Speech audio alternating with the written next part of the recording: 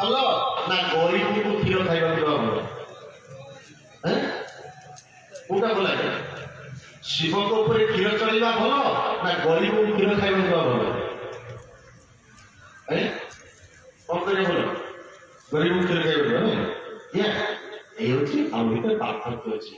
ଶିବଙ୍କ ଉପରେ କ୍ଷୀର ଚଳେଇବା ଧର୍ମ, ଗରିବକୁ କ୍ଷୀର ଖାଇବାକୁ ଦେବା ପୁଣ୍ୟ। ପୁଣ୍ୟ ସହିତ କେବେ ଧର୍ମକୁ ତୁଳନା କରନା।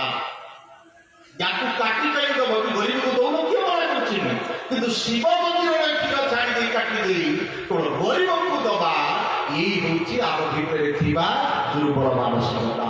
अरे गरीब को क्षीर क्यों मना करछि आपण दौन आपे उल्टा दियंतु पात्र दियंतु किंतु शिव मंदिर को न देई तो गरीब को खाइबा को दबा अर्थात होछि शिव मंदिर को विरोध करिया।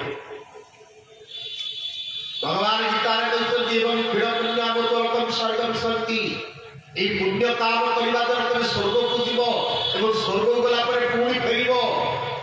जो स्वर्ग एवं गतागतम काम काम लभे अर्थात स्वर्ग पुण्य कले स्वर्ग को ଯିବ ପୁଣି ତଳକୁ ଫେରିବ।